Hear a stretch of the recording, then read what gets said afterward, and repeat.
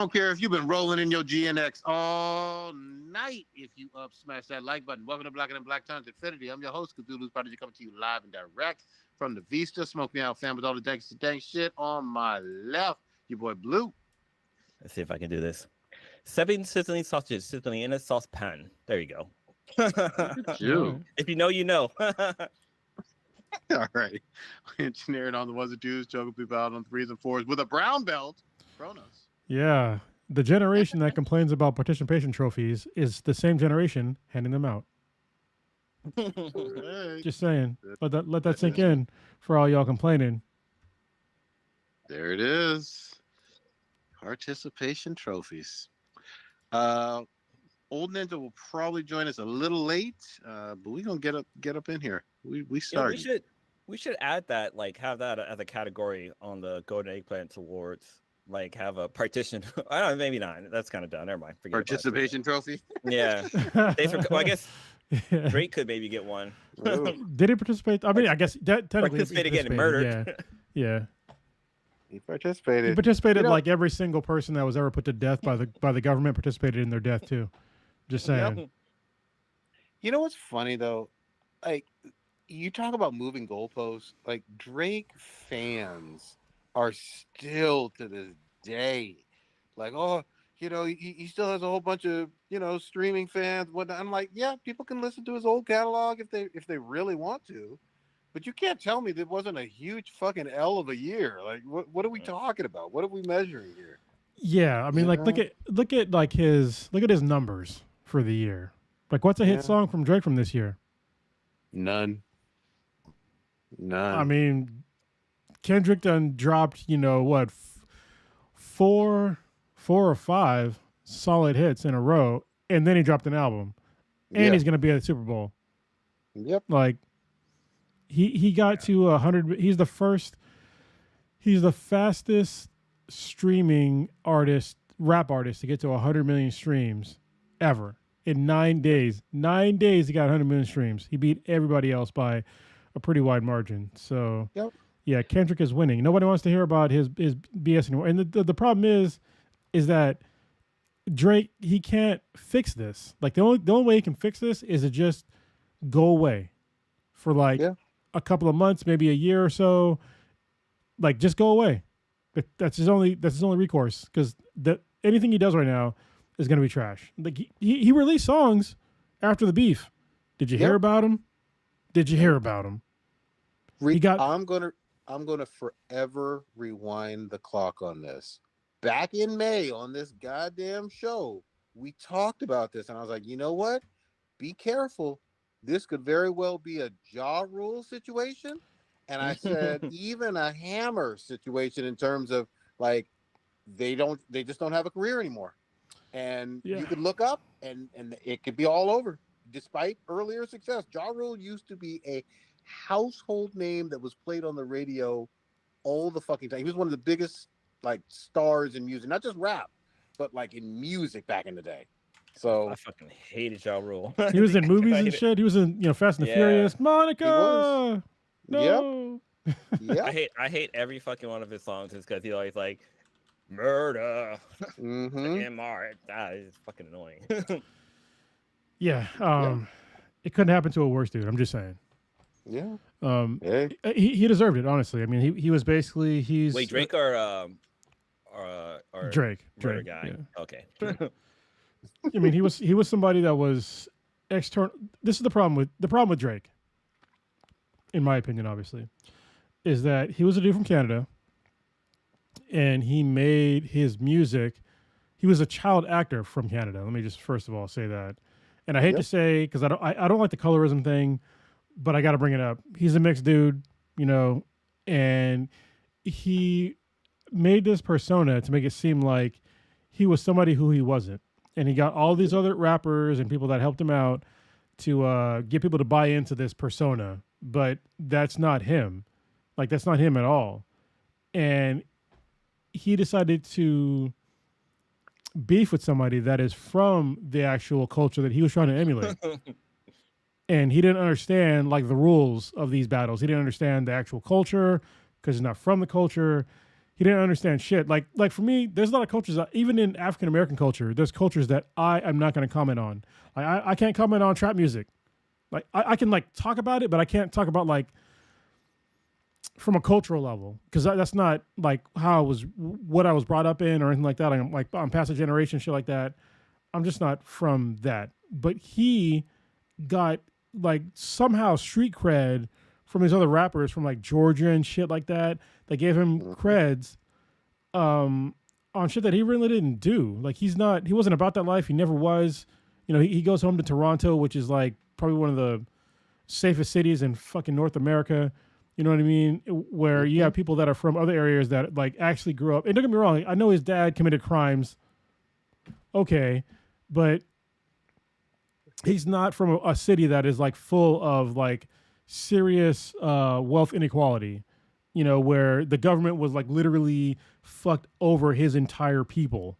You know what I mean? For generations. His dad didn't raise him, and his dad was not in his life. There you go. Let's All also right. be there. That's the one blackest thing he has in common, or that's cultural appropriate. Yeah. Dad went So out for a pack of smokes and some milk. Yeah, it's that's even more to the point. I'm glad you said that, because I honestly I didn't know. But yeah, I mean, he was faking the funk for a long time, and he decided to just, you know, beef with somebody for literally no fucking reason. Yeah, real quick too. Here's the thing that's always challenging with him. For most rappers, like, you know, you got your Jay-Z's, you got your Pacs, you know, the list goes on from Biggie, Nas, all of them. They're rappers. Like, you know that about them. They don't typically have an entire 3 or 4 albums worth of R&B songs. Yeah, I never considered him a rapper. That was the main thing with me. Is like I didn't consider Drake a rapper. I mean, I know he's had pop artist. like, Yeah, he's obviously had rap songs, like just rap songs, but he's also had some straight up I'm singing on this, not just a hook, but like singing the whole song, like almost like he's had ballads basically. You know what I mean? So that's something unusual, and you know, maybe to his credit or whatever, from a pop star standpoint, he can go back and forth. All of that's fine, but when you start beefing with people who live and breathe just rap, and that's all they've ever done, you know, it's a bad look. You're gonna lose every time. And here's the other thing too: it's not just Kendrick Lamar who put him in his place. Yeah. Pusha T really embarrassed him and put him in his fucking place a few years back. He did, but Pusha T was never on like, he was never popular. I mean, he's popular like exactly, you know, black folks, yes, yeah, but he was not. He wasn't absolutely mainstream. When I say mainstream, I mean he wasn't exposed to like the white culture in America. Like if you ask an average white person in America who Pusha T is, they're gonna say, "Huh, I don't know who the fuck that is." But yeah, the story of Added On like bodied him back then, but it just didn't get that wide of appeal because, you know, he wasn't popular in American culture. So yeah. The other thing is, even before this past year, if you really look back on it, it's been a while since some of those, you know, Hotline Bling level, you know, mega songs for Drake. You know, he doesn't put out material that is as popular as it once was, and especially since this beef, I don't know if he can. We will see. You know, but 2025 so far is looking like a strong ass other Kendrick year, with with Super Bowl and possibly even another album. Man, I think Kendrick's been effectively working day in and day out. That's how we got GNX. I think there's more music on the way. Yeah, same here. Yeah. Well, even like with his diss tracks, like they were dropping like the same fucking day. Like we got like, I felt like we got like 3 songs on one day. No, like, once we got 2 in one day, that was when you knew it was over. Yep. Yeah. Like, because seriously, because like Drake was out here talking about why aren't you dropping diss tracks yet? Blah blah blah, and then you know Kendrick dropped one, and then Drake dropped another, and then Kendrick dropped one, and then before Drake could possibly even respond, he dropped another one that same day, and it was like, bruh, that's death. And it was his hottest one, not like us. Yep. You know? Yep. And don't get me wrong, like Euphoria was probably like the Euphoria, and was it Family Matters or something like that? Yeah, Family Matters. Those were I like Family Matters. Those were like real deep, cutting you soul deep diss tracks that people kind of overlook. But if you go back and listen to those 2 tracks, they were way worse of a diss track than Not Like Us. With Meet the Grams, like the fact that he wrote a letter. Oh, Meet the Grams. Yeah. Family Matters was the track one. Yeah, Meet the Grams, where he wrote a letter to every one of his family members, like his mom, his dad, his son, a kid that he might or might not have. Like he was just letting everybody know about Drake. Yeah, that was like, he was so many steps ahead of this dude. He was basically Aizen from Bleach. He was so many fucking steps ahead. You know. There you go. Man. We shall fucking see. But I'm really excited. Actually, tomorrow we got brand new SZA. And yeah. I would not be surprised if there's K-Dot collaborations on that album. Yeah, for sure. I mean, there's a lot of this year has been a really good year for rap music in general. It's definitely for me, for like a long time, like rap wasn't great. I mean, don't get me wrong, Kendrick was, a high spot. There's been some decent albums here and there, but this year specifically has been really good for rap. And I feel like the Drake and Kendrick beef has kind of like sucked all the air out of the room for rap music. But if you go, so especially for like West Coast rap, so I would highly recommend anybody listening to this podcast check out Schoolboy Q's Blue Lips. Excellent album. Tyler the Creator, Chromacopia. Yep. Excellent album. Doce, Alligator Bites, I think it's what it's called. Excellent album. Those are all 3 West Coast artists that I feel like don't get. Well, let me just be clear. Doce is from Florida, but she's signed with TDE, so I consider her a West Coast rapper because especially like her flows and shit. To me, she is one of the best female rappers out right now. That I hope she blows up because I feel like she's like a better lyricist than the vast majority of female rappers are. And there's like a lot of good female MCs out right now. I was gonna say you like her flow better than Megan even, or on that level. A little better. Like there's a couple songs that I will listen to. Nissan Altima, it's a really good song, and then Denial is a River. It's called Nissan Altima. That's dope. Yeah. It's a very short. So is Denial is a River. They're 2 pretty short songs, but like the flow in Nissan Altima is so just like attack like the whole time. And it's a dope ass fucking flow the whole time. And I love Megan Thee Stallion, don't get me wrong. But I feel like Doce is like a better rapper. Okay. Yeah. Interesting. Yeah.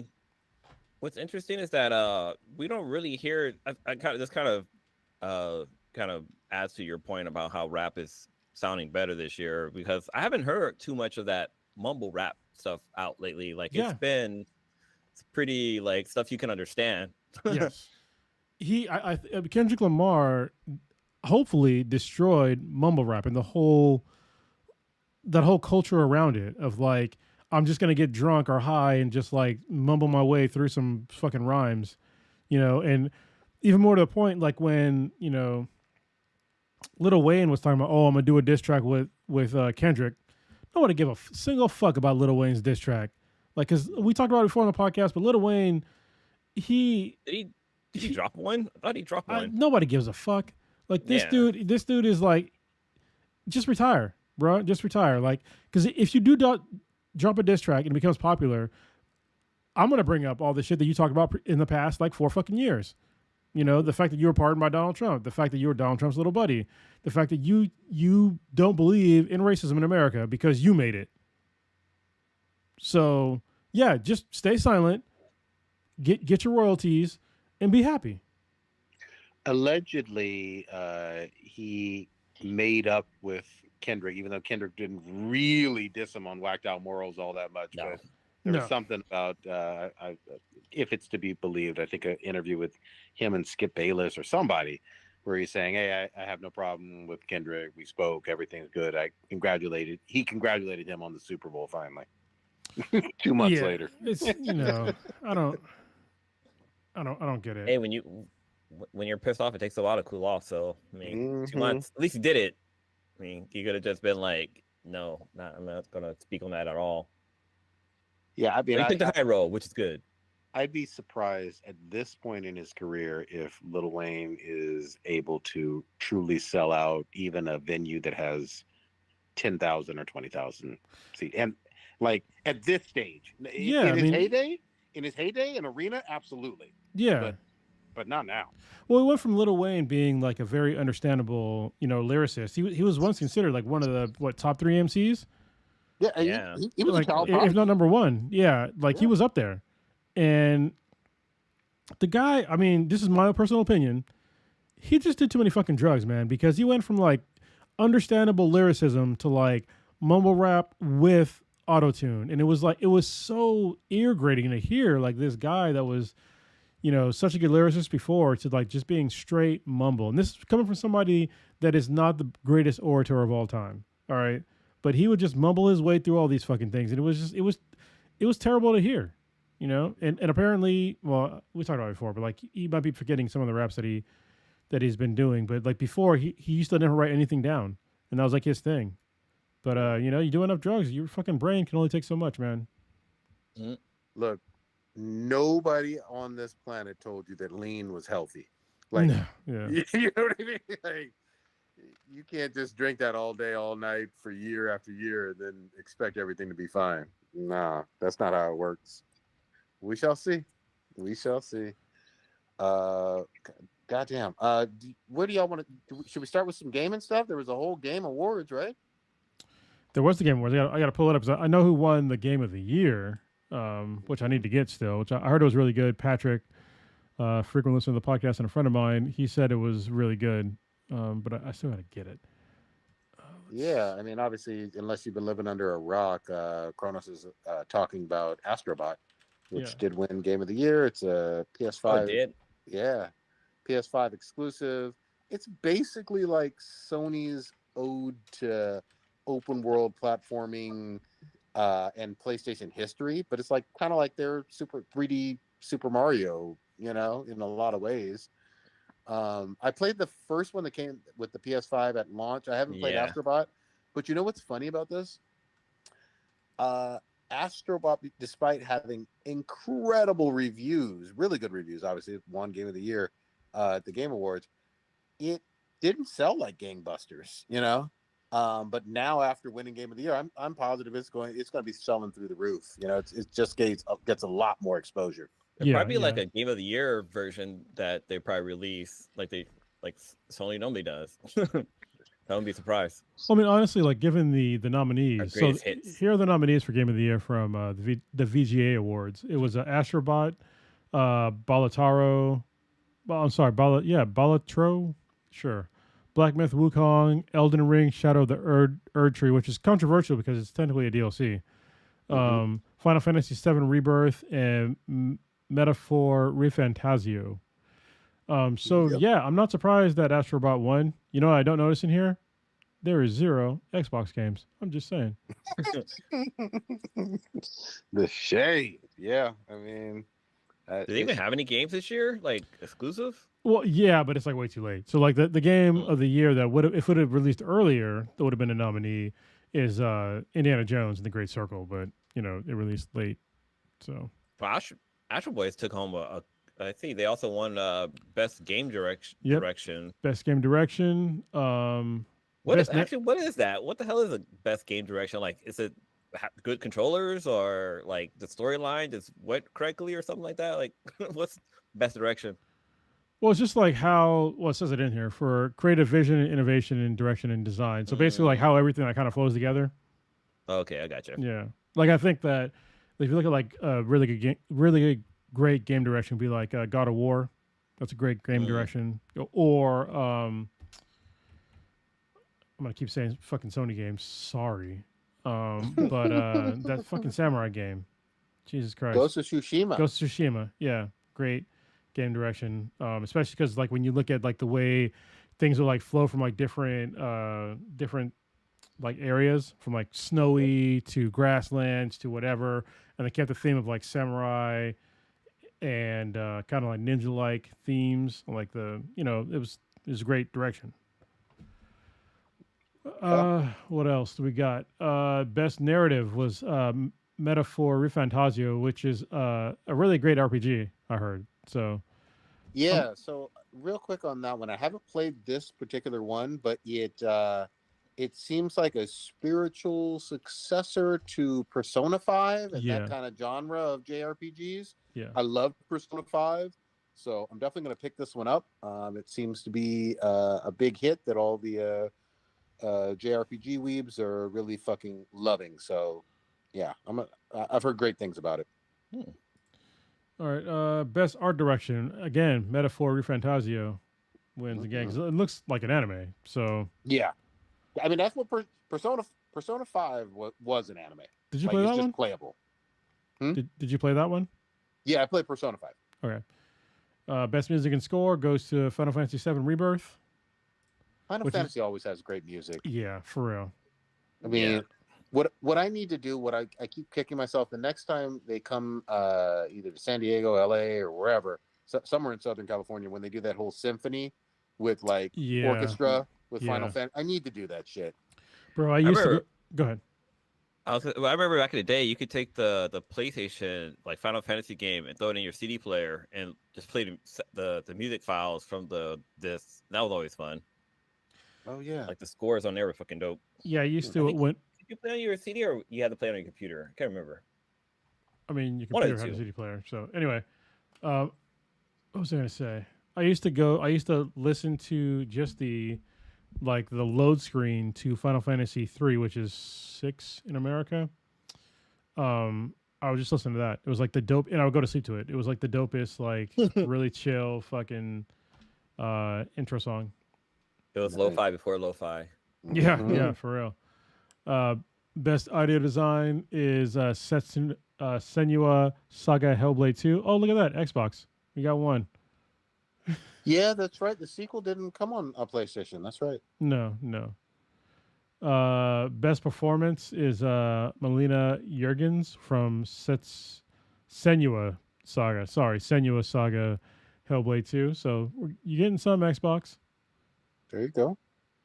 Innovation and accessibility is Prince of Persia: The Lost Crown. So accessibility is more about like you having a controller and functions that are accessible to everybody, even those with disabilities. Is that right? Yeah, so it's more than just controllers. It's more of like actually a lot of games are like really accessible now. It's kind of insane. Not insane, but it's really cool. So like if there's like The Last of Us is actually really good about it. Like there in The Last of Us, you can do it in like contrast if you're visually impaired. And if you're actually like really visually impaired, there's like a mode that you can do where it's like basically sounds, or it'll use like sound cues for like everything in the game, and it'll explain to you everything in the game, which is really cool. So like a lot of games now, I'm pretty sure you've all noticed, like when you first start the game, it goes in like accessibility mode, and then it'll explain like all the things. But like actually pay attention like what you're choosing to opt out of, and just realize that what you're opting out of, people need that shit. You know. Yeah, I think. I'm trying to think. What game did I play recently? They have a setting for like people with like that are colorblind. Like you can change the setting so it's more not colorful, but basically where you can see the colors correctly. It's contrast. Your color. Yeah, they changed the contrast of it's correct. Was it? I can't remember what game it was, but it was pretty cool. That stuck out when I saw that. I was like, oh, that's pretty cool.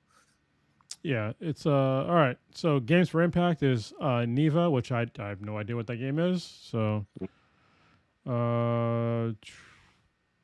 next up is Best Ongoing, Helldivers 2, which is, did you see that Helldivers 2 has Killzone skins now? No, I didn't fucking know that. Yes. Great.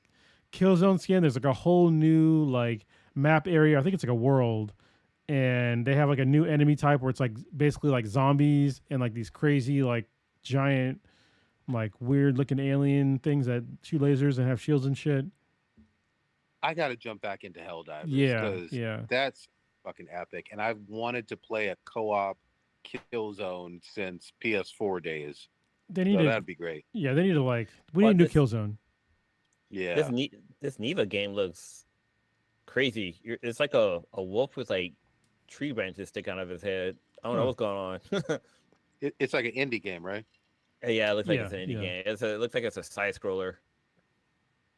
So it's a puzzle platform game. Gotcha. Best community support is Baldur's Gate 3, which is they only got one award so far.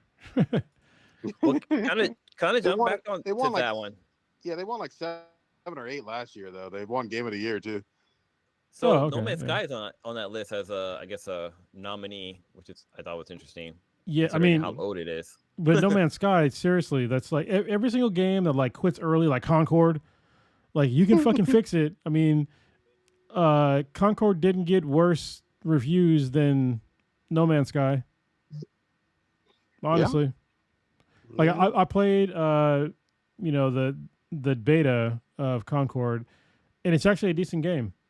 It really is. But for some reason, people are just like, oh, it's too woke or whatever. But I'm like, the core gameplay of this game is pretty good. I mean, add in some more modes and shit, and it'd be even better. But they quit before they were ahead, and I mean, now they're just gonna eat that cost, I guess. Like, learn from No Man's Sky.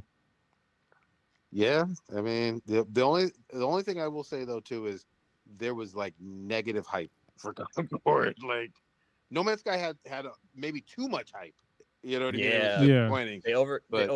They over promised and under delivered. But I feel like the people that actually played, this is the problem with like everybody shitting on the game without playing it. I'm pretty sure that people that actually played the game did not give it such a negative review. Because like I said, I played it, I played the beta, and it was decent. Like it definitely was not a bad game.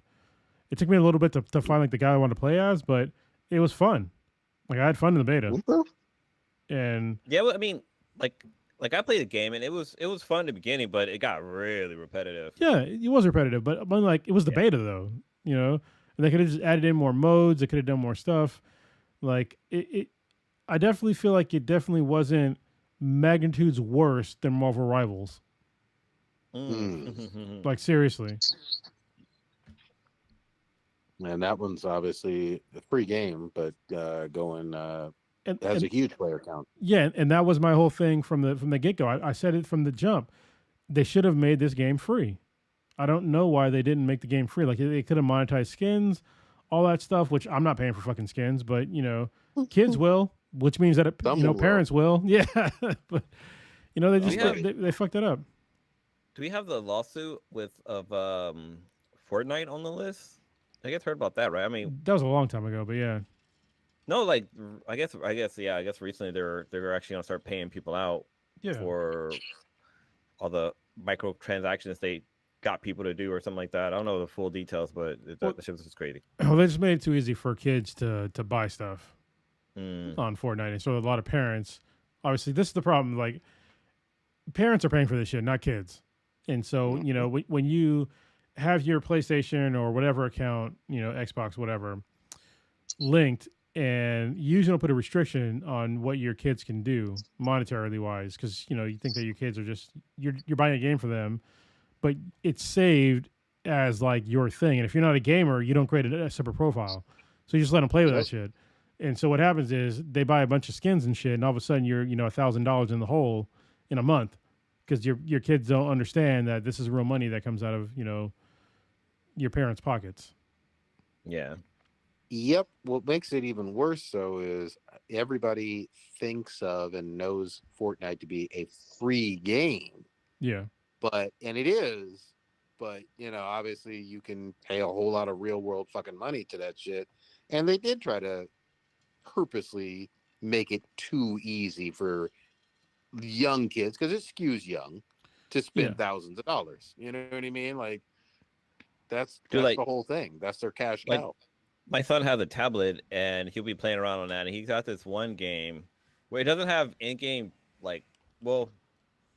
it does, but it you need parental approval to be able to buy the stuff, and sometimes he to click on that button to get so when you run out of coins to buy stuff in the game, an option will pop up saying oh hey, you can pay $10 for 100 coins, 100 more coins, or $1,000 or $100 for $10,000 coins, something like that. That pops up.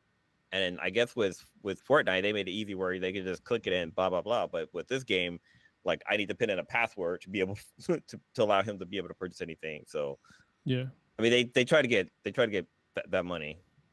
Yeah, I mean, Yep. you got to be an informed parent, and I'm tired of people kind of complaining about this shit. Like, listen, if you buy your kid a console that hooks up to the internet, and you hook them up to the internet, and you make them a profile, like you're responsible for that. That's on you. Yep. Like you did all these Yep. steps. Don't trust a fucking child to have any sort of impulse control because they're a child. That's ridiculous. Like you need to pay attention to this kind of shit. Yeah, but then also the studio definitely just can't like find easy loopholes because I mean as a parent, like I can't sit there and watch my kid play a game to make sure they're not buying anything. It's like there's definitely going to be some times where you're not going to be looking and shit can happen. Hold on, my high blurred just super chatted us. Thank you very much once again for super chatting us. He said he made that mistake. His son bought $50 worth of V-Bucks. I mean, yeah, it happens. You gotta lock that shit down, man. Prodigy, didn't your son make a couple of purchases through your guys' Amazon account like way back in the day? Yep. When he was a 2 or 3 year old, he bought, I want to say about 5 Iron Man books, like the same Iron Man book, 3 or 4 Hulk books. Like he just kept hitting that button or whatever. He's like, man, it hadn't been delivered yet. Yeah. And now you know what? I'm always worried about that. And now his son makes comic books. Like he draws comics. Yeah, there you go. There you go. Money well spent. Mm-hmm. Thank God for return policies. But yeah, the game, and I'll say this real quickly on the VGAs. It seemed like a good award show. Obviously, every year there's always going to be people like, "Oh, my favorite game got snubbed" or whatever. But it was a fun watch. I watched maybe almost 2 hours of it. I missed like maybe the first hour, but I learned about some games that I hadn't heard of, and some that got some shine and love that I had heard of but hadn't purchased yet. Yeah, I think if you're mad about like who won the game of the year and shit like that, none of that, it doesn't matter. What did you have fun with this year? That's what matters. Yeah. That like focus on that. Like I dumped in probably this year the most fun I've had, at least as far as like hours put into a game, was a game that's not even out yet. It's fucking Hades 2. I put in over 130, maybe 40 hours into this game this year. Nice. And the game is fantastic. It's not even out. Wasn't even up for a game of the year award. Don't give a fuck. Still had fun. So as long as you had fun, that's what matters. Don't focus on what everybody else is voting on. But you know what also is funny to me? Some people are naive enough to believe that this is like the only video game award, and I'm like, no, there's like over a dozen like major ones. You know what I mean? Throughout like all over, like some in just Japan, some in just Europe, some in the Middle East. Like they're all over the place. Podcast. Well, yeah, it's weird for our generation. The VGA awards in particular is new. Yeah, like this is a new thing. Like we didn't. This is like back in the day. It was like maybe the IGN awards. Even before that, it was like Jesus Christ, goes back to like magazines, like E3 and not E3. Well, E3 is the thing, but EGM, Electronic Gaming Monthly, and like a bunch of other like obscure kind of magazines. Now they're obscure, but the VGAs are like that's new, and that's how fast things are with technology. Because everybody, like most kids today, they just think, oh, VGAs, that's the shit. But the VGAs were nothing was televised back then. It was all you had to read about it, Yeah. I'm trying to.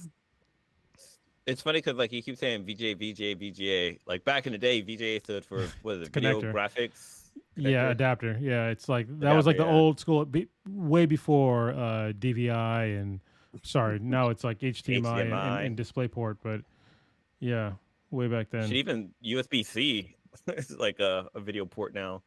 Yeah, it can be. Yeah. USB-C is kind of fucking amazing. So yeah. Dude, I remember the first time I got a monitor that just used USB-C. It used USB-C for power and to connect to the laptop or the computer I was using. I was like, wait, where's the power cable? Like I was all kind of confused. I'm like, damn, the future is now. Yeah. So let's say the. Oh, go ahead. Go ahead. No, you go ahead. No, I was just gonna say. So the first VGA Awards was in actually this was a 10-year anniversary. It was December 5th of 2014 when their first award show was. Wow. And back then, like, I think back in 2014, goddamn, what was that show called? Attack of the Show was still Attack on. of the Show. Yeah, and we used to watch, we used to watch shit on Attack of the Show because I remember watching their award shows and goddamn, I fucking missed that shit. Attack of the Show was so good. It was so good. This is interesting. So, like, looking at their viewerships, like it's definitely going up. Like, there's no going down. Like the first year, it was like 1.9 million. This year, it was 154 million. Yeah. In 10-year span, that's pretty decent. Well, here's the other thing too. It's happening while almost every other major award show that's televised, like the Grammys, the Oscars, and all that other bullshit, those go down every year. Yeah. I wonder what the like the Grammys were, like the viewership this year. Was it 100 million views? Probably, I don't think so. Less than that. Look that up. Or even like I'll look at the MTV awards because those ones are probably down in the doo-doo dumps. Yeah, MTV, BET, all of them used to have award shows. Holy Jesus! TV. The Grammys this year had 16.9 viewers. So I'm sorry, 16.9 million. Jesus Christ. Yep. Yeah. So that says it all. Like, and obviously, here's the other thing too. What I appreciate about the Video Game Awards is, even though like it's mostly North American centric, it'll still, like, when Final Fantasy wins, you'll still have someone come up from Japan, from that studio at Square Enix or whatever, and they'll only speak Japanese, and then they'll have a translator. Or if someone's working on someone with CD Projekt Red, they're gonna come up there with a thick Polish accent. You know what I mean? And you're like, oh, holy shit. The 2024 MTV Video Music Awards only had 2.1 million viewers, and of those, 728 were like viewers that were watching it on TV.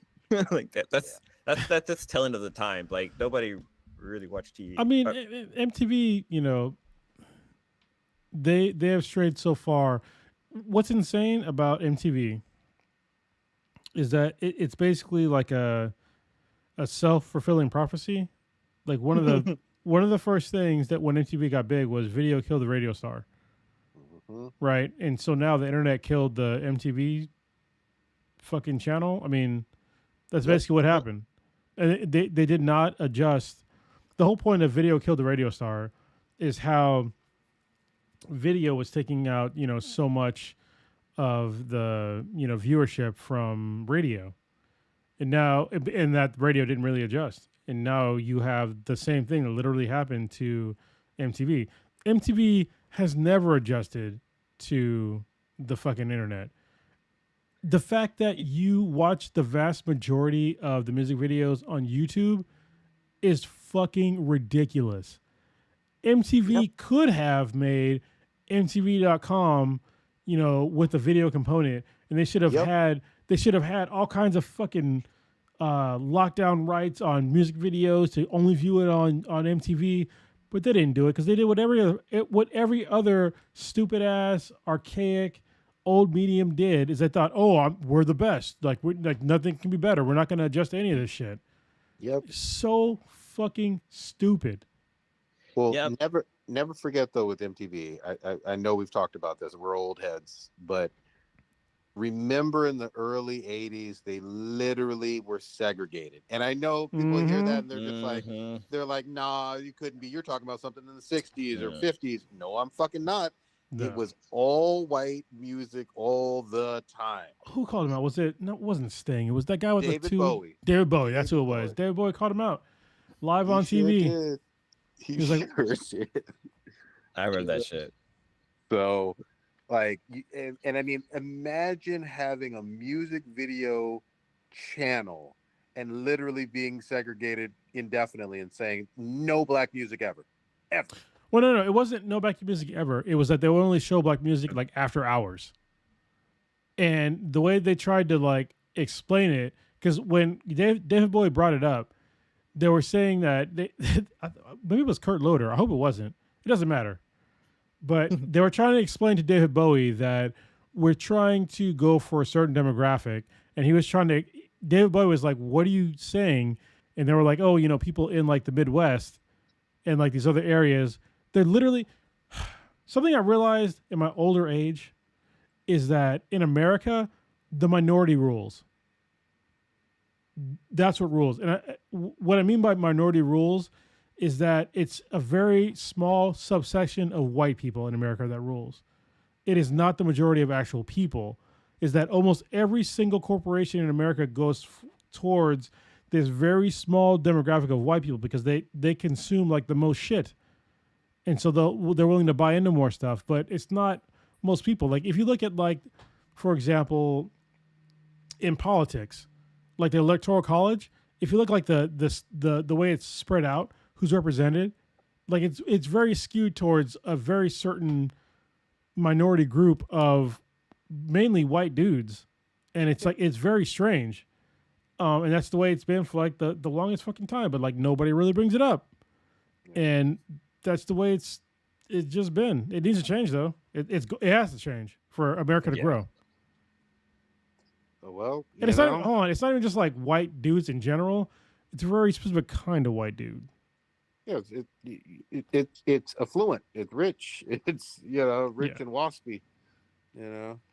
But yeah, MTV, and I believe it was obviously Michael Jackson breaking the color barrier with MTV as well. Like, but MTV used to have that shit on fucking lock. And you're absolutely right, Gronos. They could have had their own version of an app or a website or some shit. Well, and kept it moving.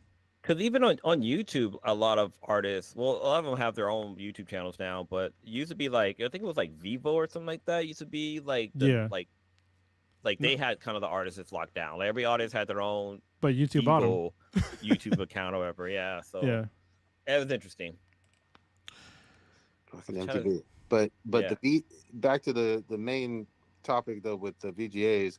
Obviously, it's bodying all the other award shows. Yeah, and it's only getting bigger. Like clearly, and here's the other thing too: gaming is it's bigger than Hollywood in terms of music and movies. And like, this is a bigger industry, and they don't want to admit that. Like, games are bigger than Hollywood and probably music combined, pretty close combined. Yep. And nobody talks about it, like because people still think to this day that games are for children. And I think it's people that either never played games ever, or that's probably what it is. They probably never played games, and they're probably. Go ahead. But you know what's so funny? And I agree with you. With the exception of, they don't quite consider themselves playing Candy Crush on their phones as a real game, but they've all played it. You know what I mean? Yeah. You know what's funny? You say Candy Crush. I want to dispel some rumors for people. Not rumors, but so Candy Crush. I'm glad you brought that up. Candy Crush, people think that like you're right. That's not like I'm not a gamer if I play Candy Crush. It's so whatever, and I'm not a gamer. But look, I play Candy Crush, and I'm on level. Hold on, I gotta. Goddamn, I hate when I pull up all this shit. I'm on level 6,834 of Candy Crush Soda Saga. The fuck? Yeah, like I'm not even. I don't know what that high. I am not exaggerating. Oh, God damn it! It like fucked up this shit, but like there you go, 6,835 or 34. Yeah. Come back down here. Come on. There we go. He listens to you. Yeah. But it's a video game. Like, whether it's Tetris or what's the Squabble? I want to say Squabble Up, but what's the word game? Squabble Up. Wordle. Is it Wordle? Wordle. Yeah, I think it's Wordle. Yeah. Squirtle. Yeah. Squirtle. That's what the porn stars do, right? They squirtle. Yeah, they squirtle all over that big dizzle. Yeah. But yeah, I mean, it's all fucking games, regardless of whether you're doing it on your mobile or your fucking console or whatever, or your PC. It's a huge fucking industry, and everybody enjoys it. They really are for everybody. And if you haven't found any game that you like at all with all of these millions of games, and I don't know what to tell you about yourself. Yeah, that is quite strange. It's like saying that you don't like games in general, because like video games they're games. Yeah, You know, like it's weird. They're so ubiquitous with at least American society. To say you don't like video games at all, it's like I can understand if you don't like violent video games or like certain kinds of video games, but you know, there's a game out there that is for you that you just don't like. Balatro or whatever. It's basically like playing fucking poker. Yeah, like poker. Thank you. Goddamn, I totally brain farted. It's like playing poker. So what's kind of cool is that we saw this in our generation. We saw a trend change where it seems like video games were just for boys. Like it was always like a boys thing, and like probably like the last 10 years or so, we've seen a swing where there's more girls gamers out there, and we see them out there twitching. They're at the game conventions, they're at the cons, stuff like that. Like it's cool to see that it's not just a boys thing. It's definitely for both generations or both genders. Well, the game is gender neutral. the Twitch has actually been like a real game changer. I'm glad you bring that up, Blue, because you know, even if you're someone who just likes to view on Twitch, plenty of the gamer girls have huge streaming numbers. You know what I mean? It's just fucking fun. They're already playing a game that you like, and you know they seem engaging and fun. And before anybody asks, no, it's not like some OnlyFans thing. That's not what Twitch is or whatever. But some, I mean, let's be transparency. Some of the girls some of the women that are on there are kind of, some. Well, okay, but I guess what I'm trying for not people all who aren't like in it. I just want to be clear that Twitch does not allow like actual full frontal nudity. They just don't. No. Yeah. So, but they do allow skimpy outfits. Yeah. I'm just trying to make that distinction. Like, OnlyFans is more about like, hey, you gonna, not all the time, but most of the time see everything. Twitch isn't like that. But I think it has been a game changer of being able, and even just for girls who do like gaming, being able to see other girls and women who are playing. You know what I mean? Like, oh, maybe there's more of us that like playing this particular game or that genre or whatever. So that Twitch has been a big game changer on that to me. So we'll see. Anyway, was there anything else about the VGAs that was surprising? Oh, actually, hold on. I want to mention one other quick thing because we've talked about this studio since forever and a day, but Naughty Dog has a new one, a brand new IP. Yes. I didn't hear any rumblings or rumors about this prior, so it was like brand new to me. What is the fucking name? It's like a Intergalactic something. Hold on, give me a second. I'll pull it up. It's Intergalactic Planetary. I'm just kidding. If y'all know, you know. Mm-hmm. I had it up for a second. Where are my VGAs? What other games does Naughty Dog make? They made Uncharted, The Last of Us, Jack and Daxter. They made only great games. Did they make the I just slipped my mind. The one where you get powers from like an explosion. Infamous? No. Infamous, yeah. No, that's not them. Oh, that was the guys who make Spy Cooper. Yeah, Sly Cooper, yeah. Sucker Punch? Sly Cooper. Mm-hmm. Sucker Punch. So do you see the... No, I lost it. It's Intergalactic something, but it looks interesting. It took me a while, and I want to see more because I need to see more gameplay and all of that. But I was like, where am I? It was both futuristic and retro at the same time because they're playing I got it. Pet Shop Boys. Yeah, I got it. It's called Intergalactic: The Heretic Project, and it's getting some hate from the internet. It has a lot of dislikes. Profit? Ooh, from the VGA Project. trailer? Yes, from basically incels because the woman that's in the I'm gonna give full transparency right now. Here we go. When I watched the trailer, why do you say woman? Yeah, when I watched the trailer, there's a woman like shaving her head, and the clippers were the wrong fucking direction. All right, did you notice this, Prodigy, when you were watching the trailer? I shave my head 6 times a week, so I noticed it from my hair pattern, but I was like, Just maybe you got. it doesn't matter the hair pattern. You can't like the way she had like clippers. God, how do I explain this to people? The way clippers are shaped are like they go in a certain direction, and the way that she was like scraping it along her scalp is like you're not gonna effectively cut your hair this way. Hold on, I'm gonna pull out some clippers so people can understand what the fuck I'm talking about. Okay, I'll be right back. Maybe hair cuts differently in space. Maybe that's what it is. She's defying gravity the way she was cutting her hair. But I'm looking at the trailer right now, and like it starts off with her driving like a Porsche spaceship, which looks just fucking dope to begin with, and she's like sitting back watching anime. And Blue's not just saying Porsche looking like spaceship; it says the word Porsche on there. Yeah. Oh yeah, I see what Kronos is saying. Yeah, she is definitely. I mean, yeah, she's definitely cutting her hair the wrong way. Like the clippers are facing the wrong direction. I mean, I guess you could. I mean, it would cut, but like not very effectively. Yeah. But so far it looks dope. It's got a very Akira like 80s cyberpunk in space feel to it. So I'm curious. I almost always love Naughty Dog. So what's cool that we get like a female Asian like antagonist. Is that the right word? Like the main character is an Asian girl, or at least she looks like she's Asian. Maybe I'd be wrong.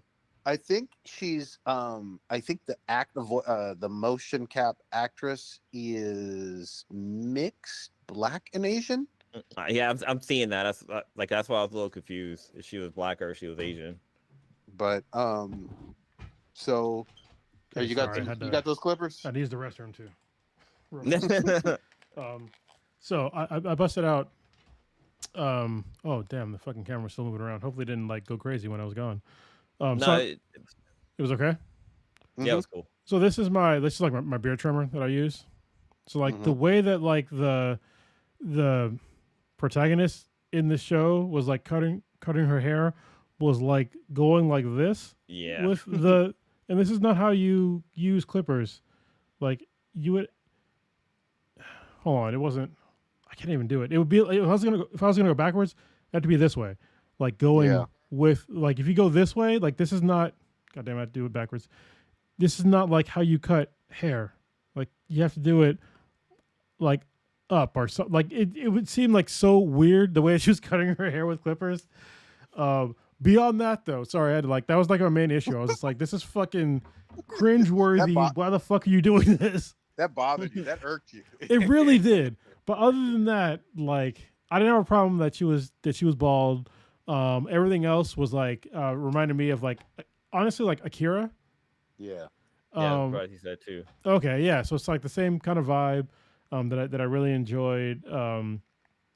Obviously, it's really early on, but I give Naughty Dog a whole bunch of leeway as far as like their vision in the game. I'm one of the folks that actually really enjoyed Abby as a character in The Last of Us, even though she got some hate. But guess what? That game still sold like gangbusters because they had a story that was very compelling, and Abby as a character was very compelling. I'm sorry that she killed a character that also did some shitty stuff to her dad. You know, like this is all in the story. Like, I don't want to give anything away because I know that The Last of Us season 2 drops next year, and I don't want to like fuck people up. Yeah, see, like he's showing it. Like she's cutting her hair the wrong fucking way. That's not. Oh, god damn. That's not how you do it. Fucking triggering. But yeah, I will say this real quickly.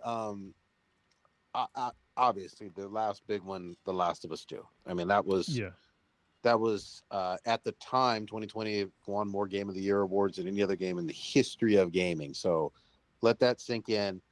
Now, full disclosure and to be fair, Last of Us 1 was a masterpiece. You know what I mean? Like everybody loved it. I looked this up earlier today. Last of Us 1 still sold more copies, but that doesn't mean that Last of Us 2, like I said, won all those Game of the Year awards all over the fucking planet, was anything close to like some step down or disappointment. I loved it.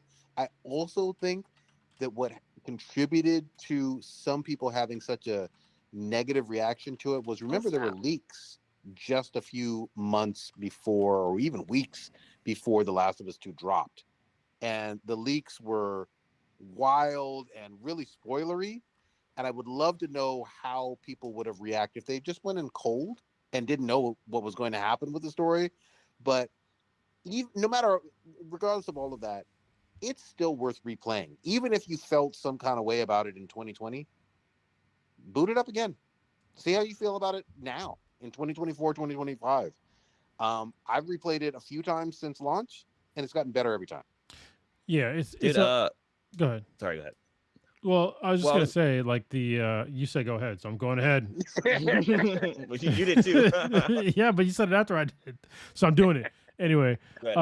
So comparing the Last of Us, the first one to the Last of Us 2 as far as sales go, it's very unfair because the Last of Us, the first one, got re-released like 50 million times. So, twice, or 3 times, whatever. So that adds to their sales. Plus, the incel shit. This is the thing, and it gets to the same issue with Intergalactic, is that there is a subsection of dudes, incels, which I am one now. I can officially say this. I'm an incel because I'm single and I'm, celibate, I guess.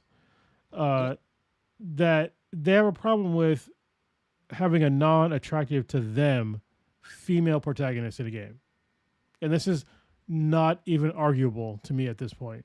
Anytime you have somebody that is not attractive as a female protagonist, people come out of the woodwork to talk shit about it. And it's like conventionally attractive. Yeah, can I clarify, just sticking with Naughty Dog, because I want to make sure I get this. So what was their explanation for, specifically with Naughty Dog, like, obviously Last of Us 1, Ellie is like a 14-year-old or whatever, and then for Uncharted Lost Legacy, you have Nadine. Did they not like those female characters, or did they like those female characters? Nadine is still, she's conventional. Like the problem with goddamn, what's her fucking name? Swole Abby is that she's swole. Like she is like what most of us would consider masculine because she has very large arms. Nadine is very feminine. Still, even though she might not be, beautiful, conventionally beautiful, but she's still feminine. And that's one of the main problems with these incel people is this is why they're fucking incels, is because they have this really weird and very narrow version of what is attractive to them. Also, at the same time, just like totally ignoring like what's unattractive about them, about the incels. Like, there's a problem if you're an incel, there's something about you that is not attractive to whoever the fuck you're trying to get with. To kind of jumping back to the actress who's going to be playing Jordan A. Mon, her name is Tatiana. Wait, it's Tati Gabriella, which is interesting last name, but she's Black and Korean descent. But one of the crazy things is she's a Bay Area native. She was born in San Francisco. She went to school out in Oakland. She did a couple of performances here and there, but she's actually on the show You on Netflix, which is a really good show. She was on there in season 3. She was like the crazy guy's love interest. But like, yeah, I've actually seen other stuff she's been in. She's on the Chilling Adventure of Sabrina, which is on Netflix as well. She's gonna be in The Last of Us. She's gonna be playing Nora. It's in production right now. Oh shit! Really? Yeah. So she's gonna be on The Last of Us, which is that's a Naughty Dog game, right? Yeah. Yeah. So I think that's kind of funny, but she's actually voiced other characters. Like she voiced the characters in Uncharted. She actually voiced Batgirl and Batman: The Doom that came to Gotham. Yeah, she's gonna be doing the voice of Jade in the Mortal Kombat 2 game that's gonna be coming out soon. Or film, sorry. It says film, not game. So yeah, I know she's coming up. That's good for her. Yeah, that's awesome. I didn't even And like know I said, Bay I Area loved was her in You. She was really good. Yeah. I will say this, and again, I don't know how all gamers feel or whatever, but I didn't have any problem. I haven't played it yet, but I didn't have any problem with the eye candiness of the Stellar Blade, or yeah. or Bayonetta. I mean, there's plenty of games that were also Heavenly good Sword. games.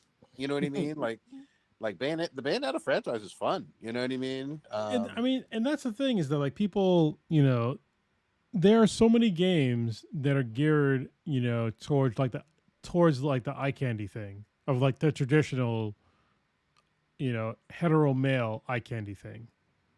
Like if there's like a couple of games that are out there that are like not visually as a this is another problem that I have is that I play most games that you play as in video games is a dude. I am 100% not into dudes. You know what I mean? But you never hear about, oh, well, this character is ugly. This fucking dude is, his chest isn't big enough. He's not ripped enough. Blah blah blah. Like these people don't have a problem with that at all. But as soon as you make the main character a female, all of a sudden you put in like all these extra fucking bullshit standards that people, care about. But it's like, but is the game good? Yeah, like I can't think of a game. From my point of view, I can't think of a game where I'm like, wow, this chick's boobs aren't big enough, or this and that. It's like Zero Horizon Dawn, or Horizon Zero Dawn. Like that game, I didn't fucking care. The game was great. Even like a lot of the fighting games too. I mean, some of them got some really interesting physics, but like I'm not complaining about what I'm playing. I mean, I'm not going to complain, but I definitely will notice if there's physics. I'm just saying. Oh yeah. If you put in some titty and ass physics, I'm gonna notice. But also, I'm not going to notice so much that it's going to detract from like my enjoyment of the like. If you're the character in the game, especially in an action game, like I need to play the action part of the game. I'm not going to like follow titties and ass as I'm trying to like murder fucking robots or dinosaurs or whatever the fuck, zombies, whatever. Basically any video game character in most video games is an avatar unless you put in a compelling story, and then I'm putting to like. I'm placed into like the shoes of this character, and putting in the compelling story is very important, but it's very rarely is there like sexuality or whatever the fuck important to me as a gamer. You know what I mean? If the character happens to be gay, cool, I don't really give a shit. If they happen to be like whatever, as long as like the story they're telling is coherent and good, then I'm fine with it, Kind of jumping back to what you said about like how if it's a male character they don't say anything, and if it's a girl, people are all up in arms. Because I remember for one of the Batman Arkham games, like they had the Batgirl DLC that came out, and people were talking about like, oh yeah, you can see her ass, like what the hell, like they kept talking about like how you can see her butt and stuff like that, and like you don't see that with Batman. It's like if you play as Batman, you can see his ass. His cape's just in the way. Like there's certain times where like he'll jump a certain way, then you can see his complete back. But like nobody really noticed that. But when it came to Batgirl, people were all up in arms about that. Batgirl ain't even really got no like a donkey donk ass either. Like she ain't no Solid Snake. I'm just saying. Yeah, Solid Snake he's fucking caked up. I'm just saying. Yeah, completely true. Yeah, you know what I mean. Snake was really thick out here. Yeah, and I wasn't checking out his ass the whole time. I'm just saying I was trying to fucking kill people in silence, hiding in boxes. I just want y'all to know, let people be free to do what they want in these games. And if happens to be a bear that, looks a little sexy that particular day, put a little honey on that hole, make it happen, gobble it up. That's all just play some, Baldur's Gate 3. If y'all don't understand his joke, just play it. Get some romance on. There's almost no main characters that you can't fuck, and you can have foursomes in that game. So just it's a very free one. What's interesting is how like back in the day, like a shooter game, like you would just see just like I guess over the shoulder point of view where you just saw the arms and the gun and stuff like that. And now more of the games, like you actually see the actual character and you can like run around, stuff like that. I just think that's interesting. Like, I mean, if people complain about the character being a female, they should just, change the point of view, just so you can just see the person's arm, so you don't have to see the female's body and complain about it. Just play the game and have fun. But you know what? The other thing too with this, and we've talked about this issue for like literally since this show began. We were talking about it with Metal Gear Solid 5 with Quiet. You know what I mean? Because there was controversy because she was in a bikini. Some people have too much of a problem with like any type of attractiveness. Some people have too much of a problem with any type of non-conventional attractiveness. Play a game, and if that game like suits you and your sensibilities and you're having fun with it, enjoy. But Quiet was awesome, and yes, she didn't wear a whole lot of clothes, but it made sense for that story. I know people get mad at that, but it made sense in that fucking story. He explained it well. Something I learned recently is that Starfire is kind of the same way as Quiet. Like, the reason why she wears skimpy clothes is because she absorbs solar energy. Like, that's how her body absorbs like nutrients, stuff like that. And I guess Superman's the same way, but he don't wear scared killer. He just wears underwear on the outside. It's kind of like Quiet from Metal Gear Solid 5. It's how she breathes. Yeah. I'm just saying. That's what we were saying. Yeah, I mean, it's the same thing. So, hey, we're gonna see. I will be playing Stellar Blade at some point. I promise you that. But going back to, I know we mentioned it early on. I finally played Ghost of Tsushima's campaign. Really love that. Now, you talk about like unnecessary nudity. I saw Lord Jin Sakai's ass every time he went into a fucking hot spring. Yeah, like hold both cheeks out. You know what I mean? So we will see. I know they're doing a sequel. I think that some of the controversy, some people are just idiots or whatever in terms of don't want anything to change. But after finally playing the campaign of Ghost of Tsushima, a little bit of me, of course, wants to see, okay, well, what happens to Jin afterwards? You know what I mean? But obviously they're going in a new direction. They have that prerogative. I'll be seeing what is it called? A Ghost of Takai? Ghost of Yokai. Yokai? Hold on. Have it up here. Maybe not. No, I don't. Okay. Whatever the sequel is, we'll see. It's in the future, a different protagonist, a female protagonist, whatever, that's fine. But yes, Jin was an awesome character. And, some people just wanted to see more of him. Some people were going to hate regardless. This dude named Brandon in the chat, he's quite funny. He said the buns of Tsushima. But Jin was caked up. Yeah, Jin was getting into those hot springs and making sure you saw it all. And Domino helped us out. Yes, Yotai. Yotai. Okay, she says arigato like we say arigato. Yeah. That's just how I pronounce it. I could have fucked that up. I'm just saying. She didn't say it. She just typed it. I could have fucked that up. I'm just saying. You use the umlauts, You said arigato like we say. Yeah, I'm just saying. Another really good trailer that was during the VGAs, which I'm looking forward to. I know Prodigy is looking forward to, is Borderlands 4. Oh yeah. Oh my God. Like, we used to play this game a lot. This is actually how we met I think Killer Frost, right? Was through Borderlands. It might have been 3.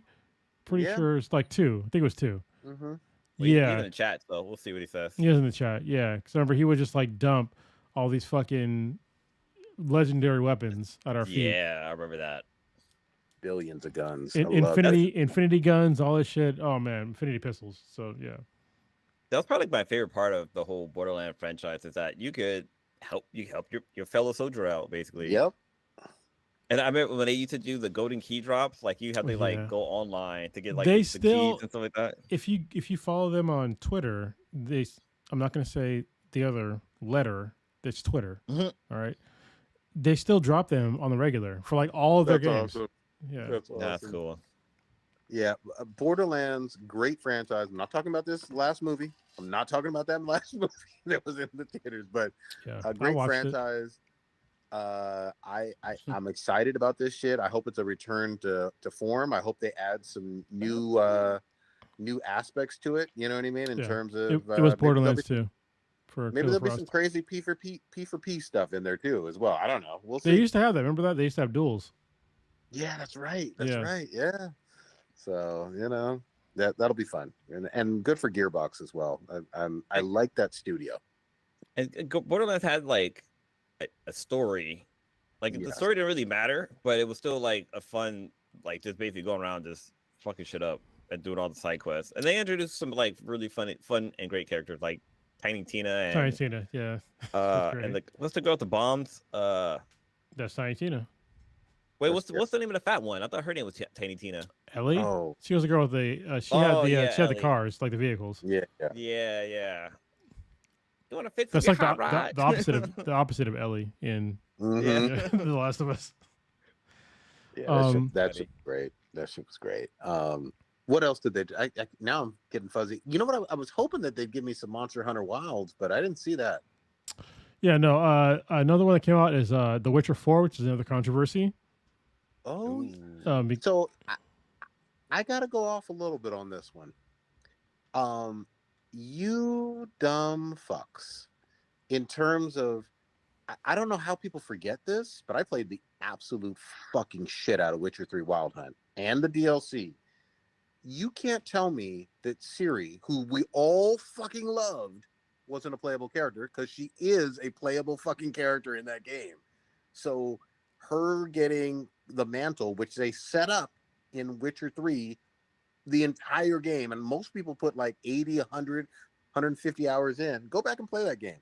It's all about, basically Ciri being the next Witcher.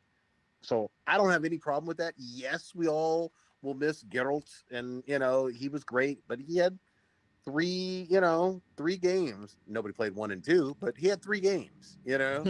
Well, it was also, to be fair, like the way that she looks. And listen, I go back to it. Not every character needs to be, conventionally like beautiful. Like if you actually played the Witcher games, she was not some super hot chick, because if you played the Witcher 3, she was like a fucking teenager, wasn't she? So and she was she got fucked up. She's like, she got facial scars. Like she did get some scars, but I would say it's been a while since I've played it, but I would say she's somewhere in the ballpark of somewhere between like maybe 17 and 19, 20. Okay. She's young. Well, either she's like young. But it's also hard because Witcher's age differently, so, yeah. So she could have looked 18, 19, but actually been like 200, and Geralt's like 390. Well, but even still, like back in the day, like the way that she actually looked, like the visuals that I get from the trailer don't seem like it would be weird if she seemed like some model in The Witcher 4. That would be like way more dramatic. Like the way that I see her in the trailer seems like that's what I would assume that Ciri would look like as she aged as a Witcher. Yeah. And that's like it's the incel filter. Like I feel like we need to end this podcast incel filter. But now I'm really confused. I thought, other than Yennefer, I thought that you would have thought that Ciri is what did you say? Conventionally attractive? She's not some ugly looking hag. I mean, yeah, Ciri's not an ugly hag, but she's not like, people were mad at the way that she looked in the trailer, that she wasn't like beautiful. And I'm just like, I didn't get in the game that she was going to be like this super hot like model. Like I feel like these people either didn't play the game or that's the main thing. They didn't play the fucking game. And they just want to push like this weird narrative of like every single woman in a game needs to be like super hot to a certain kind of person, Yeah, and I would say, I mean, don't forget what a Witcher fucking is. Like, much it's a monster. They're hunter. Fucking like, mutants. Like mutant monster hunters. And not the cool hot kind like fucking Rogue. I'm just saying, they're like, the gross kind with like different guts in their guts. Yeah. But now, full disclosure, remember a large part of the straight female fan base definitely found Geralt attractive. Yeah. Like let's and he's fucking not looking only- too. yeah, like not just when Henry Cavill was playing him in the Netflix series, but even in the game or whatever, you know, they would call him a silver fox or whatever the hell. So I mean, Witchers do have some sort of sex appeal, male or female, I would say, but at their core, they're still ostracized for being mutants, and they are monster hunters. Like they're scary badasses with magic powers and sword skills. Yeah. And freaky eyes. Exactly, cat eyes and shit, you know. But here's the other thing too. Like, if you're a fan of CD Projekt Red or whatever, you should be excited and fucking thankful that we're getting a fourth Witcher. Yeah, like, that should be the headliner. Especially after Cyberpunk almost destroyed the entire fucking company. It sure did. And this is another thing that I want to talk about of like, please don't quit, just fix it. Concord, y'all are bitches for quitting. I'm just saying, y'all could have fixed it. As if it be, they could have fixed it. And, you know, to be honest, Cyberpunk, I'm sorry, Concord gameplay wise was fine. It worked. Cyberpunk 2077 was fucking broke as shit. Was broke as shit. And nobody can possibly argue that. There was an entire generation of consoles that literally couldn't fucking play it. Literally couldn't play it. And they still fixed it. It was one of those games, and especially with all that hype leading into it, that you knew, the whole gaming world knew it was probably a year plus released too early. You know what I mean? Like in terms of being unfinished. Yep. Like not even close. So you could rewind the Templates podcast when I played it, and I was like, this shit is broke. And I stopped playing it. I still haven't played it. Didn't it come out like, because it was originally going to be on the PS4, but then the PS5 came out, and I felt like they rushed it to get it onto that console. It was in the middle, and then if you played on the PS4, it was unplayable, literally unplayable. Yep. On the PS5, it was barely playable, and I got to a point to where there was just like, it was too many bugs. I had to stop. I need to play it again, now because I know it's fixed. But like I said, like Concord could have done that, but they didn't. Like I feel like Concord was way more playable than Cyberpunk was. And especially, again, coming off The Witcher 3. I mean, Witcher 3, I think it dropped in 2015.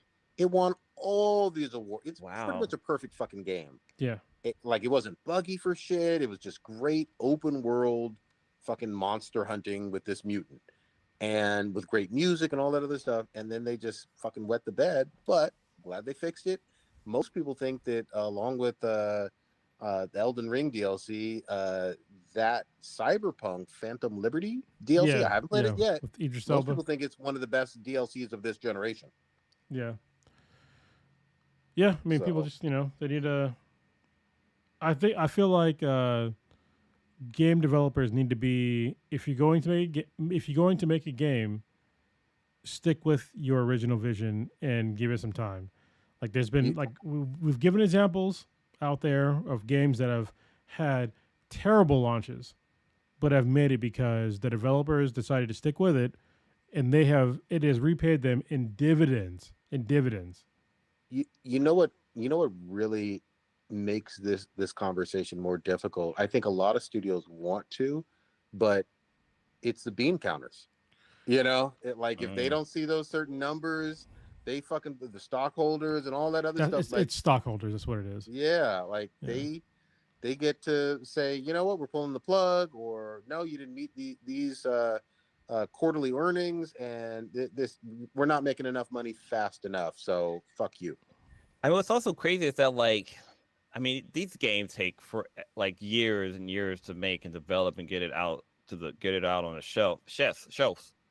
But there's other games they need to start spending their time and revenue on. So it's I can understand the studio's point of view, but sometimes you just gotta nurse that egg a little bit until it really matures and hatch to that golden egg that you want, or even better, that golden eggplant.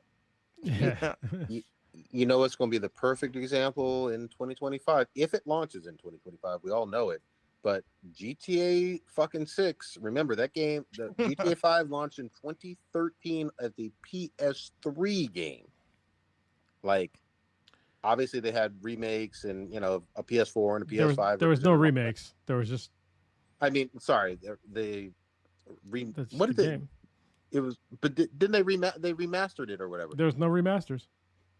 But the Really? PS4, they had a PS4 version though. Yes, it was just PS4 and PS5 versions, but there were no remasters. Oh, okay. Well, they've taken their sweet fucking time. And everybody that complains about it, of like, oh, they're milking their cash cow. It's like, yeah, because they kept putting out solid content the whole fucking time. Like GTA Online, when it launched, was a fucking train wreck. Mm-hmm. But they keep releasing solid content, and it's still visually stunning. Like it's still a great game. Like what I wish they would have put out like DLC for like single player, but honestly, I can't blame them because every time they release new content on GTA Online, they sell more games. It's one of the highest selling video games of all fucking time. Like how the fuck can you criticize them for like waiting to put out GTA 6 when they're still selling like, 1 million plus copies every couple of months, for the past fucking 11 years. Yeah, and they'll still, even when GTA 6 launches, there's still going to be people on GTA 5. Oh yeah, for sure.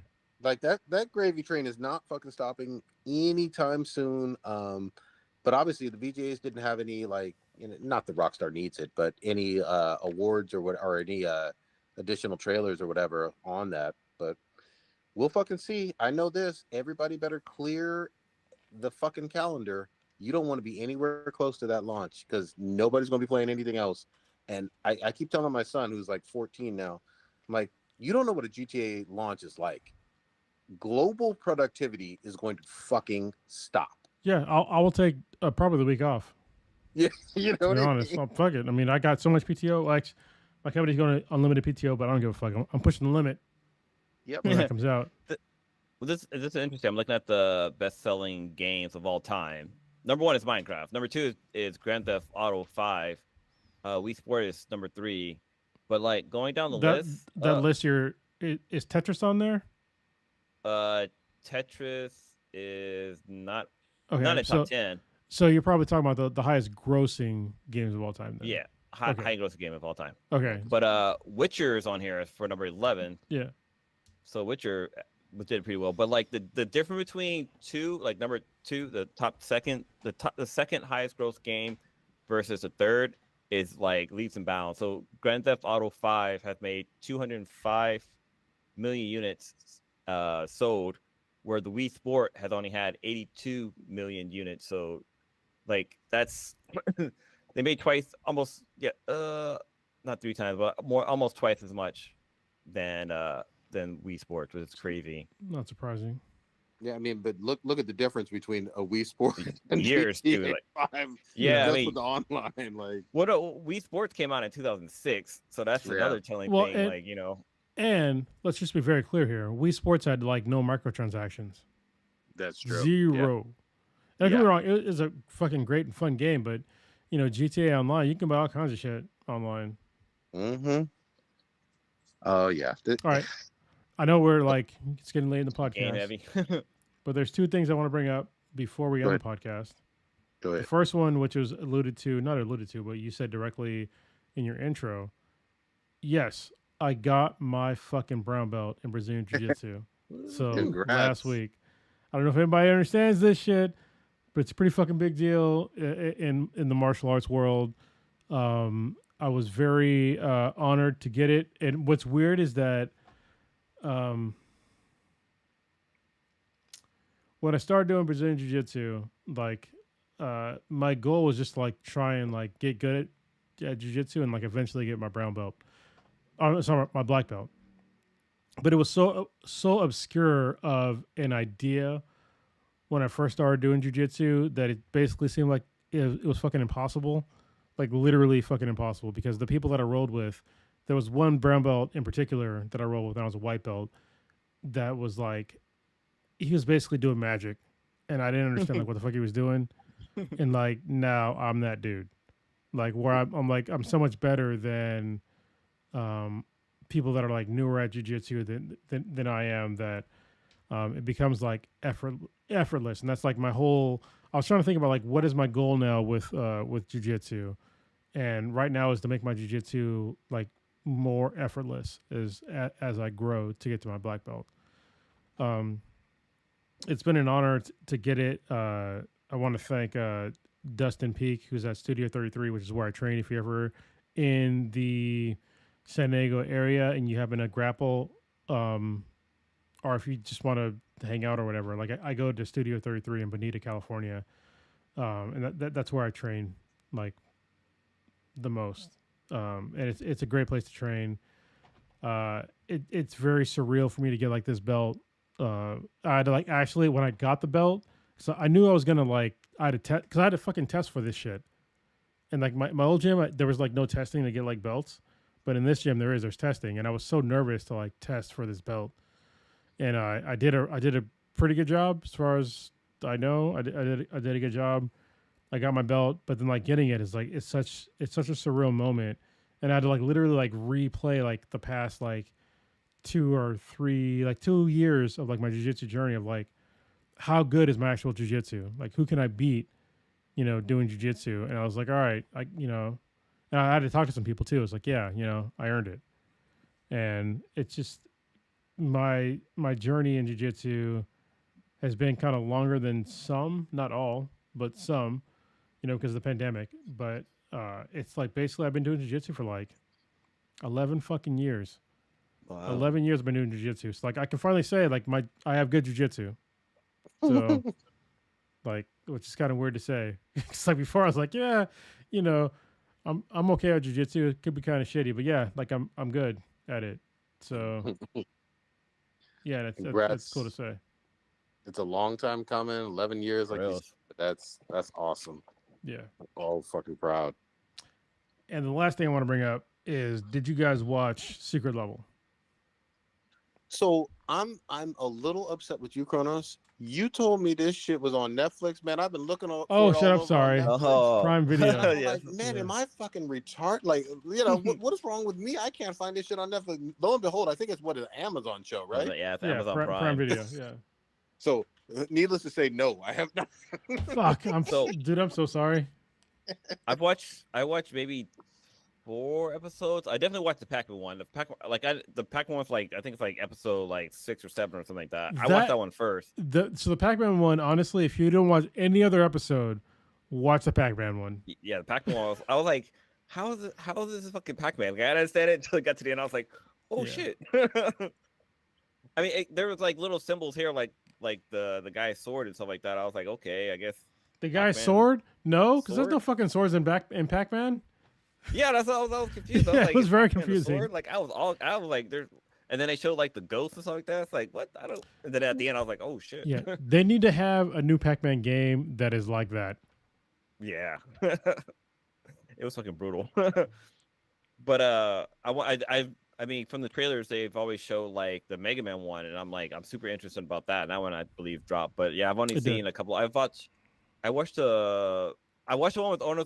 So there's one called the what is it called? The one where the guy where they're on an island and they can't die.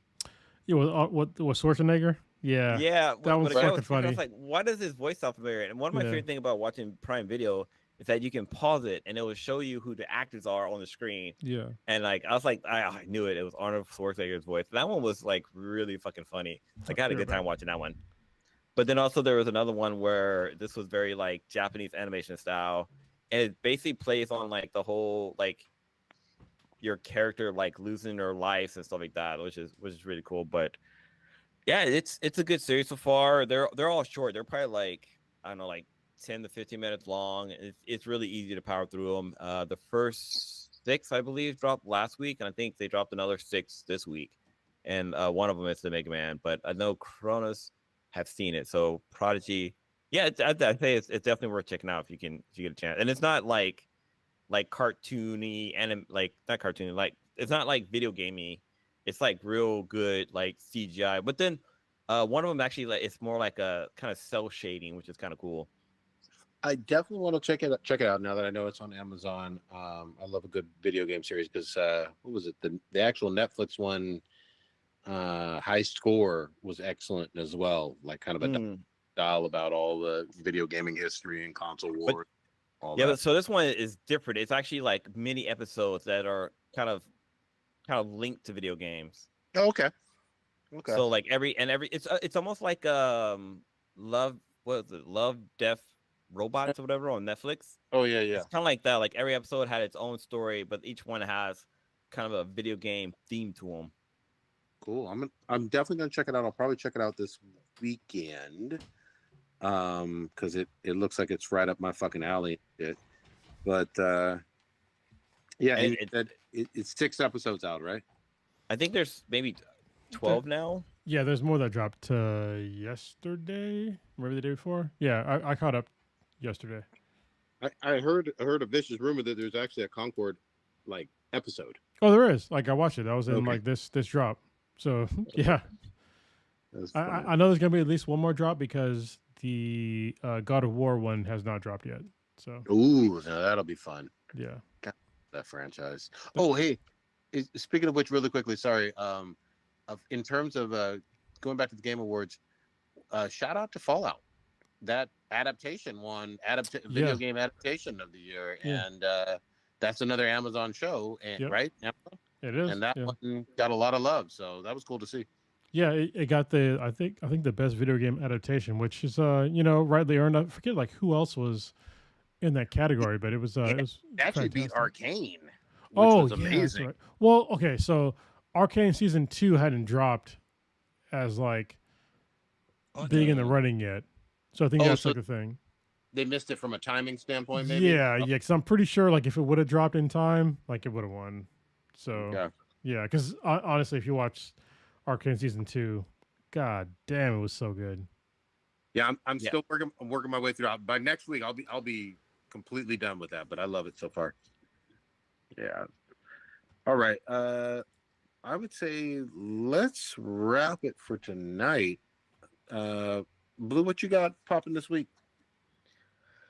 Well, first thing, are we gonna record next week? Because next week is actually gonna be Christmas, and then following that, it's gonna be New Year's. Yeah, and do we record day before or day after? Yeah, we'll talk about it. Talk offline. I can do the day before. I can do Tuesdays, but also I know that I did like the book club thing, and so I got to push it back. Sorry, like I had to do like a lot of stuff for my brown belt test. Let me just give me a second. Let me bullshit for a minute, and I will show you like how nerdy I got with like actually doing my brown belt test. So this is like I had to like make a that's like my whiteboard of like what I had to do for my brown belt test. It was kind of a lot. So yeah. You should have used a cork board and have like strings and shit. And basically, it was like that. Yeah, it was like so much fucking bullshit. I don't want to say bullshit, but it was like I literally had to do like that whole thing that I put on the whiteboard, and then like did it with like another guy. I had like 2 sessions with him, and I recorded like the whole thing. And so I recorded everything, and I just would like make clips, and I put all the clips together in like one thing to like make sure I like knew all the moves and stuff like that. And it was like it was a lot, and it actually wasn't even.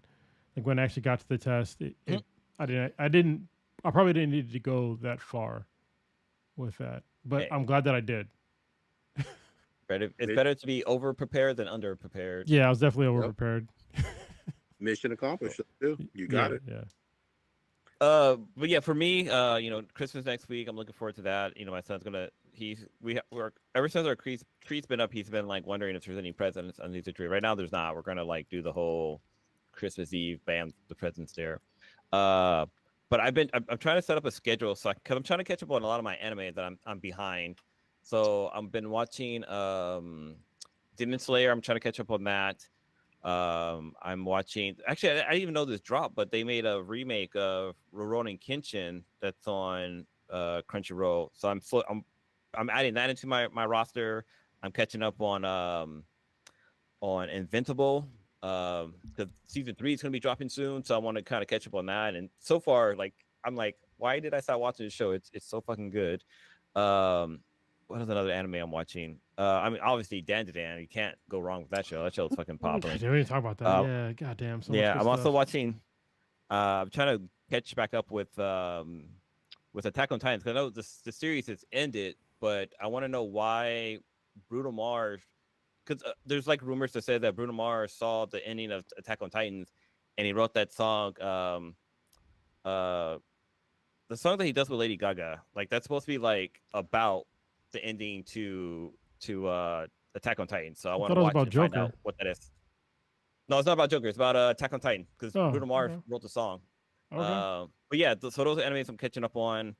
Other than that, at work I actually got to demo the Batman Shadow.